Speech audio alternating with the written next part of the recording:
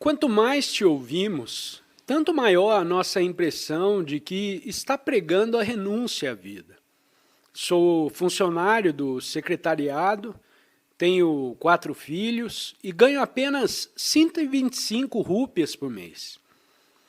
Você quer ter a bondade de explicar como posso me empenhar na luta sombria pela existência, na nova maneira que preconiza? Pensa realmente que a sua mensagem pode ter alguma significação para os famintos e os estiolados trabalhadores que vivem de salário? Você já conviveu com essa gente? Resposta. Primeiramente, vamos liquidar a questão sobre se já convivi com tais pessoas. Implica ela, não é verdade, que para compreender a vida, uma pessoa tem de passar por todas as fases da vida, todas as experiências, tem de viver com os pobres e os ricos, tem de passar fome e submeter-se a todas as condições da existência. Resumindo o problema, precisamos passar pela embriaguez para conhecermos o estado de sobriedade? Uma só experiência perfeitamente compreendida não basta para revelar todo o processo da vida? Precisa de um homem passar por todas as fases da vida para conhecer a vida? Veja, por favor, que isso não é fugir à questão. Pelo contrário, pensamos que para conhecer a sabedoria precisamos passar por todas as fases da vida e todas as experiências, do rico ao pobre, do mendigo ao rei. Será exato isso? A sabedoria será a acumulação de muitas experiências? Ou pode a sabedoria ser encontrada na perfeita compreensão de uma só experiência? Porque nunca compreendemos uma experiência de maneira completa e perfeita. Vivemos vagando de experiência em experiência, na esperança de uma salvação, um refúgio, um pouco de felicidade. Fizemos assim da nossa vida, um processo de contínua acumulação de experiências, e por isso ela é uma luta interminável, uma batalha constante para alcançar, para adquirir alguma coisa. Tal modo de vida é, sem dúvida, fastidioso e de todo em todo estúpido, não acha? Não será possível compreender o pleno significado de uma experiência e compreender assim toda a amplidão e toda a profundidade da vida? Digo que é possível e que essa é a única maneira de compreendermos a vida. Qualquer que seja a experiência, qualquer que seja o desafio e a reação à vida, se podemos compreender essa experiência de maneira completa, não tem significação alguma a busca de outras experiências, que se torna pura perda de tempo, porque somos incapazes de assim proceder. Inventamos a ilusória ideia de que, mediante a acumulação de experiência, chegaremos, afinal, sabe Deus onde. Mas o interrogante deseja também saber se estou pregando a renúncia à vida. O que entendemos por vida? Estou pensando no problema em voz alta. Vamos, pois, segui-lo juntos? O que se entende por vida? O viver só é possível em relação, não é verdade? Se não há relação, não há vida. Ser é estar em relação. A vida é um processo de relações, de estar em comunhão com outra pessoa, com 2 ou com 10, com a sociedade. A vida não é um processo de isolamento, de retraimento, mas para a maioria de nós, o viver é um processo de isolamento, não é? Lutamos por nos isolar na ação, nas relações. Todas as nossas atividades visam o autoenclausuramento, a limitação, ao isolamento. E nesse mesmo processo há atrito, tristezas e dores. A vida é relação e nada pode existir no isolamento. Portanto, não é possível o retraimento da vida. Pelo contrário, torna-se necessária a compreensão das relações, das suas relações com sua esposa, seus filhos, a sociedade, a natureza. A beleza desse dia, os raios de sol sobre as águas, o voo de um pássaro, com as coisas que possui e com os ideais que te governam. Para compreender todas essas coisas, um homem não se afasta delas. A verdade não se encontra no retraimento e no isolamento. Ao contrário, no isolamento, seja ele consciente ou inconsciente, só existe treva e morte. Está visto, pois, que não preconizo a deserção da vida, a supressão da vida. Pelo contrário, só podemos compreender a vida em relação. Porque não compreendemos a vida, fazemos constante esforço para retrair-nos e nos isolar. E tendo criado uma sociedade baseada na violência, na corrupção, torna-se Deus o nosso isolamento final. Quer ainda saber o interrogante, como ganhando tão pouco poderá viver a vida de que estamos falando? Ora, em primeiro lugar, o ganhar a vida não é apenas um problema do homem que ganha pouco, mas também seu e meu, não é verdade? Pode ter um pouco mais de dinheiro, pode estar em uma boa situação, ter um emprego melhor, uma posição melhor, um depósito maior no banco. Mas o problema é também seu, tanto como o meu, porque essa sociedade é uma coisa que criamos todos nós. Enquanto nós três, eu, você e um terceiro, não compreendermos verdadeiramente as nossas relações, não podemos realizar nenhuma revolução na sociedade. O homem que tem o estômago vazio não pode, sem dúvida, procurar a realidade. Precisa primeiro se alimentar. Mas o homem que tem o estômago cheio, a esse cabe, por certo, a responsabilidade direta de cuidar de que haja uma revolução fundamental na sociedade, de que as coisas não continuem no estado em que estão. O pensar e sentir todos esses problemas a fundo compete muito mais ao que dispõe de tempo, aos que têm lazeres, do que ao homem que ganha pouco e vive empenhado numa luta tremenda pela subsistência, que não dispõe de tempo e está extenuado por obra desta sociedade corrupta e exploradora. Assim somos nós e sou eu. Todos os que dispomos de um pouco mais de tempo e de lazeres, que devemos atender de maneira completa a estes problemas. O que não significa que tenhamos de nos tornar oradores profissionais, oferecendo um sistema para substituir o outro. Cabe a vocês e a mim, que temos tempo, que temos lazeres para pensar, achar a maneira de se fundar uma nova sociedade, uma nova civilização.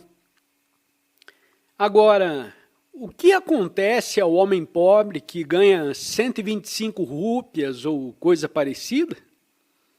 Tem de sustentar sua família, tem de aceitar as superstições de sua avó, suas tias, seus sobrinhos e etc. Tem de casar-se de acordo com um certo padrão, de praticar o puja, praticar cerimônias e de acomodar-se a todos esses supersticiosos absurdos. Está preso a esse padrão. E se revolta, nós, as pessoas respeitáveis, o estrangulamos. Assim, a questão do meio de vida correta é seu problema, tanto como o meu, não é? Mas a nós, em maioria, não importa absolutamente o meio de vida correto. Nos sentimos satisfeitos e gratos se temos um emprego, e desse modo mantemos uma sociedade, uma civilização que torna impossível um meio de vida correto. Senhores, não considerem a questão teoricamente. Se encontrando uma profissão inadequada, você fizer realmente alguma coisa a respeito dessa situação, não vê que revolução isso produzirá em sua vida e na vida dos que te cercam? Mas se ouve indiferentemente e continua como antes, porque tem um bom emprego e para você não existe problema algum, é bem evidente que continuará a causar sofrimentos no mundo. Para o homem que tem muito pouco dinheiro, existe um problema. Mas ele, como nós outros, só está interessado em ter mais. E quando consegue ter mais, o problema continua a existir. Porque então ele quer mais ainda. Bem, então, qual é o meio de vida justo? Obviamente, há certas ocupações que são prejudiciais à sociedade. O exército é prejudicial à sociedade, porque a sua função é a de planejar e incitar ao assassínio em nome da pátria. Porque são nacionalistas, adeptos de governos soberanos, têm necessidades de forças armadas para proteger a sua propriedade. E a propriedade é muito mais importante para você do que a vida do seu filho. Eis porque existe a conscrição, eis porque se estimula a instrução militar nas escolas. Assim, em nome da sua pátria, está destruindo seus filhos. Sua pátria é você mesmo, identificado. É sua própria projeção. E com o culto da pátria, sacrifica os filhos ao culto de você mesmo. Esta é a razão por que o exército, sendo como é, o instrumento de um governo separado e soberano, constitui um meio de vida injusto, mas facilita-se o alistamento no exército e ele se torna um meio certo de ganhar dinheiro. Note bem esse fato extraordinário na moderna civilização. Sem dúvida, o exército é um meio de vida injusto, porque está baseado na destruição planejada e calculada. E enquanto vocês e eu não percebemos essa verdade, não poderemos criar uma sociedade de espécie diferente. De igual maneira, pode-se ver que um emprego numa força policial é uma maneira injusta de ganhar a vida. Não sorria, fazendo pouco caso disso. A polícia está se tornando um meio de espionar a vida particular dos indivíduos. Não nos referimos à polícia que tem a missão de socorrer e guiar, mas ao instrumento do Estado, a polícia secreta e etc. Em tal caso, o indivíduo se torna mero instrumento da sociedade. O indivíduo não tem vida privada, não tem liberdade, não tem direitos. É espionado, controlado pelo governo, que é a sociedade. Esse, evidentemente, é um meio de vida injusto. E há ainda a profissão de advogado. Não é ela um meio de vida injusto? Vejo alguns de vocês sorrirem. Provavelmente são advogados e sabem melhor do que eu em que se baseia o sistema. Fundamentalmente, não superficialmente. Ele está baseado na manutenção das coisas, no estado em que estão.